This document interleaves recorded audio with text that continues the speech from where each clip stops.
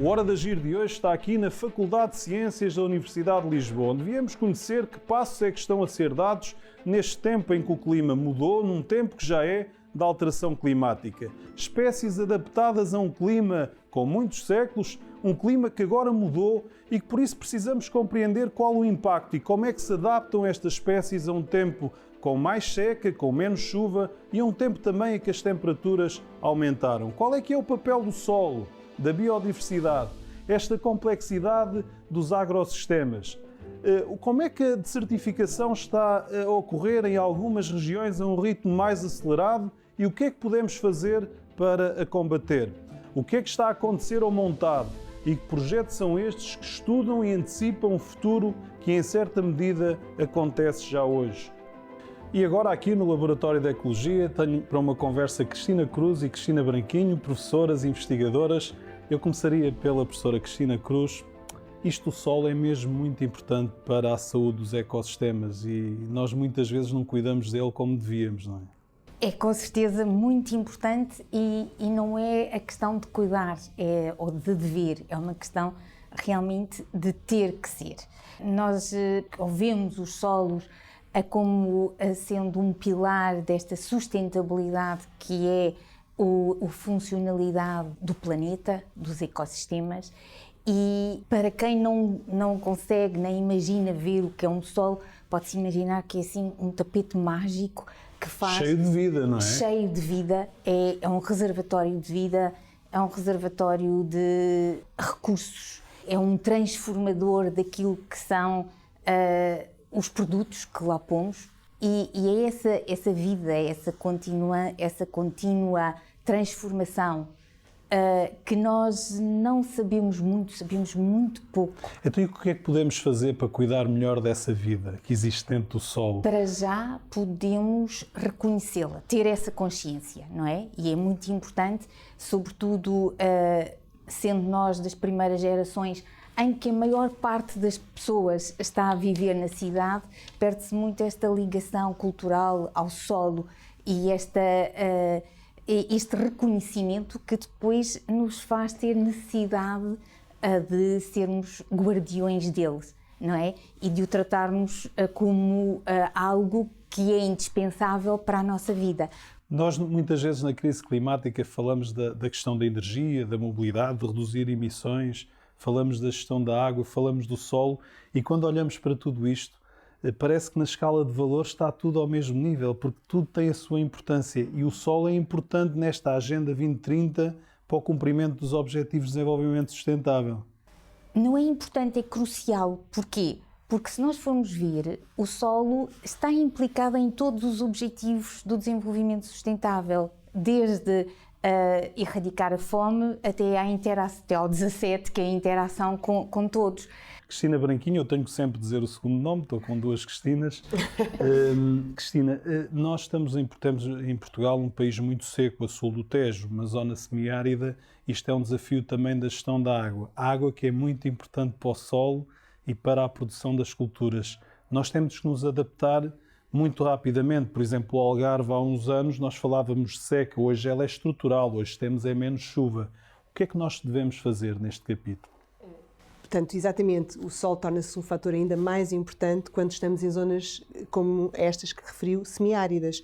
Uma grande parte de Portugal está nessa classificação climática que significa que a produtividade é limitada exatamente pela falta de água. Portanto, há uma sazonalidade, chove no inverno, mas depois no verão e no período de crescimento das plantas muitas vezes não há água suficiente. Portanto, os solos ainda têm que ser mais cuidados e temos que ter mais cuidado com essa componente exatamente nestas zonas mais semiáridas onde realmente o fator limitante para a produtividade é a água. E, portanto, essas zonas semiáridas têm vindo a alongar no país. Portanto, o que nós temos estado também a assistir é que, por exemplo, até aos anos 80, era restrito ao interior de Portugal, ou ao interior do Alentejo. Neste momento estamos a sul do Tejo e já, portanto, ainda até Trás-os-Montes e, portanto, também no interior de Portugal. Portanto, todas estas áreas passaram a ser limitadas pela falta de água. Portanto, os agricultores sentem muito mais falta neste contexto, assim como os ecossistemas. Portanto, toda a componente da cadeia alimentar vai ficar mais reduzida, porque a fonte de alimento e a fonte de Mas eu tenho que produtividade... lhe perguntar uma coisa, porque isto está muito presente no debate público. Às vezes as pessoas dizem assim, pá, mas nós só aproveitamos 20% da água, o resto vai para o mar. E tem que haver esta noção que muita água tem que ir para o mar porque a água alimenta também os ecossistemas. Nós no Alentejo temos hoje também a mãe da água do Alqueva, mas o Alqueva é só uma pequena percentagem de regadio. Há muita área em sequeiro. É aí que está a grande preocupação. Exato, é na área de sequeiro que estamos aqui um bocadinho a falar, porque na área de regadio a água está resolvida a questão do suporte da água para a agricultura, mas na área de sequeiro nós dependemos muito daquilo que acontece. E, portanto, daí exatamente a necessidade que o solo tem de conter, e, portanto, poder conter água. Nós sabemos que mais matéria orgânica, por exemplo, um coberto vegetal que tenha maior densidade, vão ajudar a maior infiltração da água nos solos e à maior conservação dessa água nos solos. Portanto, é muito importante que a conservação seja feita nesse contexto. Portanto, nós temos que criar estruturas que evitem o solo nu, que tenham mais vegetação e que permitam esse coberto. E há também a questão da erosão do solo, que está a atingir níveis muito grandes. Estamos aqui a falar um bocadinho em termos de políticas públicas, por exemplo, nas zonas do Alentejo, há práticas ainda assim que não são boas para o solo e não são boas para a conservação e que já é aceito por todos que de facto não são as melhores e mesmo assim se mantêm, como por exemplo o corte de matos em zonas onde não há risco de incêndio. O que é que se podia fazer assim no curto prazo, no médio prazo, para estancar esta erosão e esta perda de qualidade, esta perda de vida que existe no solo? Eu penso que nós temos aqui por dois caminhos, que é por caminho, digamos, negativo e positivo. Eu iria pelo positivo e, portanto, era claramente fazer com que os agricultores que protegem o solo, têm boas práticas, que já se sabe também cientificamente quais são, tivessem, digamos assim, um bónus exatamente por isso. E, portanto, eu acho que essa é a forma mais fácil. Premiar a sustentabilidade. Mas premiar medindo mesmo. Portanto, é preciso observar o aumento da matéria orgânica, é preciso observar o aumento da capacidade do solo reter água, é preciso observar a melhor regeneração também do sistema. Ou seja, não é só fazendo as práticas, mas medindo o efeito que essas práticas têm. Nós temos em áreas de regadio hoje produções intensivas e superintensivas que alteram a paisagem, mas que são produções muito importantes também para produzir alimentos em escala e que permitem a mecanização e também a viabilidade económica de muitos projetos agrícolas. Mas há também uma perda de biodiversidade. Como é que nós olhamos também para esta medida de possíveis medidas compensatórias para levar mais biodiversidade e para termos um melhor ecossistema também nesses grandes e extensos empreendimentos agrícolas? Há aqui uma questão muito importante que foi o que a Cristina Branquinho referiu, que é medir. Nós precisamos de mostrar aquilo que são as consequências de uma agricultura intensiva ou de uma agricultura extensiva ou das práticas que estamos a utilizar, para criar este nexus entre aquilo que é a qualidade do solo, a gestão desse solo e dos sistemas agrícolas e depois os serviços de ecossistema que vão resultar em cadeia. E nós, por um lado, não podemos pensar que, quando estamos a pensar nestes serviços de ecossistema, que temos formas de gestão que vão aumentar todos. Não, vão aumentar uns, vão diminuir outros. Agora, é importante que eles sejam, de alguma forma, todos reconhecidos e passíveis de quem os produz a ser compensado por essa produção. Cristina Branquinho, a questão do montado no Alentejo, nós estamos a perder extensas áreas de montado, é um problema também relacionado com a alteração climática? O que nós temos estado a observar é um aumento da mortalidade, uma dificuldade na regeneração e uma baixa de produtividade. A baixa de produtividade, temos menos água e, portanto, há, em anos mais secos, menos produtividade. Temos observado uma elevada mortalidade em locais onde muitas vezes há mobilização de solo, onde muitas vezes depois também há secas e, por exemplo, digamos assim, a água subterrânea é, portanto, baixa e as árvores depois ficam sem forma de chegarem à água. E, portanto, uma dificuldade na regeneração também, exatamente por aquilo que eu estava a dizer, porque não se dá tempo para que o solo muitas vezes regenere. E, portanto, os tais sítios onde muitas vezes estão matos são locais de regeneração por excelência. Nesta adaptação das espécies, também é objeto do vosso estudo e investigação, o que é que estão a observar? Por exemplo, os sobreiros, é muito interessante, os sobreiros em situações, e as azinheiras também, em situações de mais seca e de clima mais temperaturas mais elevadas, produzem bolotas maiores, com mais recursos. E essas bolotas têm maior capacidade de resistir a essa secura. Portanto, nós podemos tentar encontrar árvores, e há colegas nossos aqui na faculdade que fazem isso, geneticamente mais adaptadas às condições mais áridas do futuro. Isso também é outra forma de encontrar espécies mais adaptadas. E nós já falámos aqui sobre pastagens regenerativas e agora é hora de ir conhecer este projeto. Nós fomos até Mértola conhecer o projeto Adapt for Grazing. Nós lidamos com duas das questões mais prementes nesta história das alterações climáticas, que é o aumento da temperatura e a redução da precipitação. O nosso negócio é a agricultura, portanto nós trabalhamos com plantas e tentamos obter rendimento dessas plantas através do mediador que é o animal. Ambos precisam de água e ambos são sensíveis à temperatura. O que é que nós fazemos? Tentamos adaptar-nos, não é? Tentamos gerir o nosso capital biológico de forma a maximizar o rendimento que conseguimos tirar sem pôr em causa o património em cima do qual esse património biológico assenta, que é o solo. Temos também que ser realistas. A matriz deste território há de ser sempre uma matriz de sequeiro. E, portanto, o que nós temos que também fazer é aprender, ou reaprender, ou melhorar a forma como trabalhamos no sequeiro, juntando-lhe, sim, uma proporção da área de regadio, mas um regadio auxiliar de culturas de outono e inverno, que são, como quase são todas as culturas forrageiras, que nos podiam dar depois aqui algum amortecimento do embate destas sequências de anos secos como a que temos tido.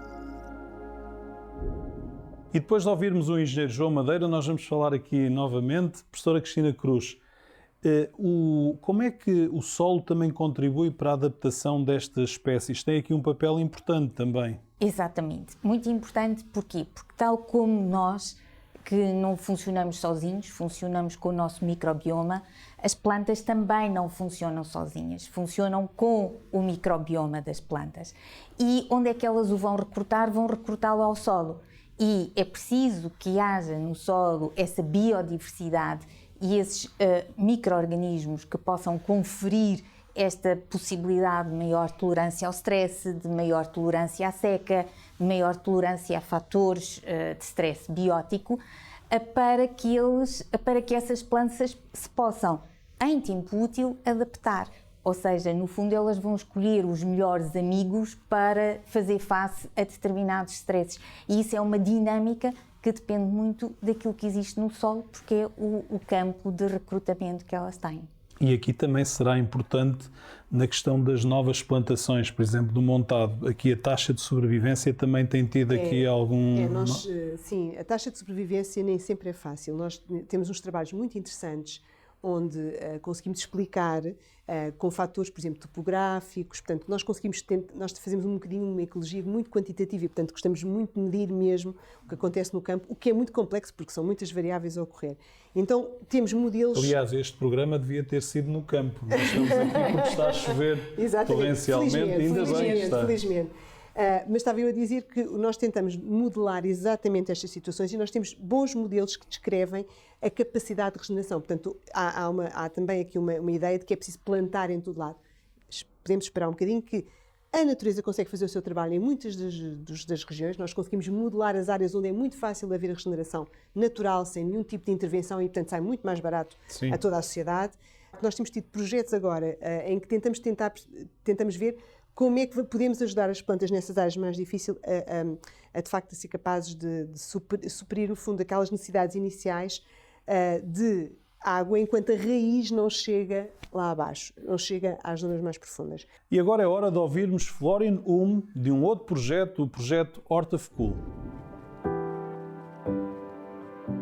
O Hort of Cool é um projeto que existe há cerca de 15 anos, vai ficar 15 anos este ano, que é um projeto liderado só de voluntários e são voluntários de várias faixas etárias e também de sítios muito diferentes, como por exemplo estrangeiros, mas também muitos portugueses, biólogos, mas também pessoas de campos completamente diferentes. E nós todos juntos estamos a trabalhar na criação, manutenção e no ensino de espaços de permacultura urbana e estamos a dar formação a pessoas em tentar fazer as suas próprias jardins, hortas, compostagem e tudo o que tem a ver com sustentabilidade. E a permacultura é um sistema de design para habitats humanos que é baseado em éticas e tenta mimetizar padrões que nos encontramos na natureza. As éticas que são as 3 éticas, são as éticas mais importantes para a permacultura, que é cuidar da terra, cuidar das pessoas e partilhar excedentes. O envolvimento das pessoas é aqui muito importante neste tipo de projetos, a parte mais social, não é? Sim, porque no fundo a ciência são pessoas e é feita para as pessoas e com as pessoas.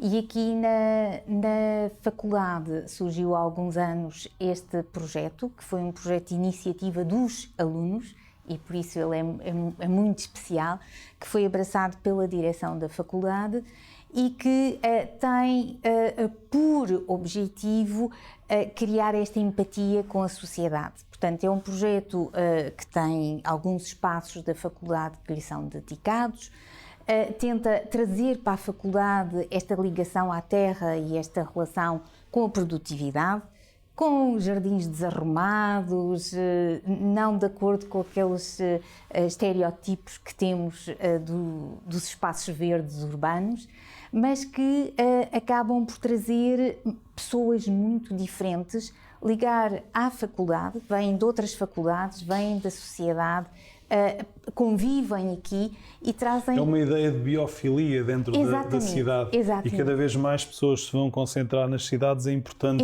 que nós consigamos criar este tipo de proximidade e de interação, porque elas depois levam para casa estas ideias que são essenciais para disseminar e para levar a mensagem que queremos levar à sociedade.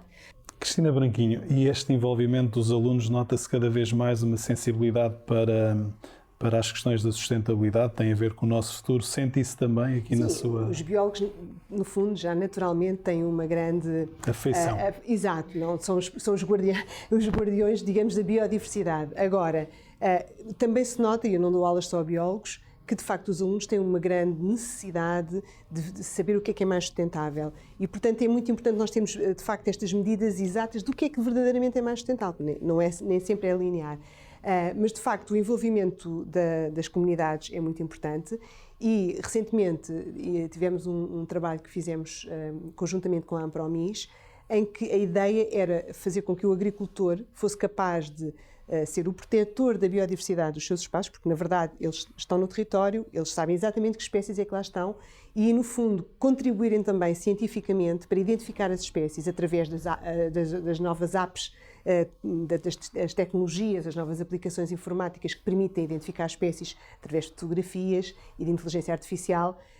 Fizemos ali o que nós chamamos o agrobioblitz, que no fundo era chamar a atenção dos agricultores para protegerem a biodiversidade que existe nos seus territórios, porque nós podemos, mesmo em campos de agricultura mais intensiva, proteger zonas com biodiversidade e, portanto, deixar essa biodiversidade ocupar o espaço restante. Não é preciso limpar o terreno todo, podemos deixar essa biodiversidade. Ela não vai competir com as culturas agrícolas, de certeza. Obrigado, Cristina Branquinho, obrigado, Cristina Cruz, por esta maravilhosa conversa, muito pedagógica, e obrigado por terem estado nesta Hora de Agir. Para resolver a crise climática, nós temos que reduzir as emissões de gases com efeito estufa. É a chamada mitigação. Mas, ao mesmo tempo, temos de avançar na adaptação. Num clima que já mudou e que já aumentou 1,2 graus centígrados relativamente ao período pré-industrial, num tempo em que hoje as secas são cada vez mais longas, mais profundas, em que chove menos e que acontecem cada vez mais eventos extremos, tempestades explosivas, grandes descargas de água, das quais também nos precisamos de defender.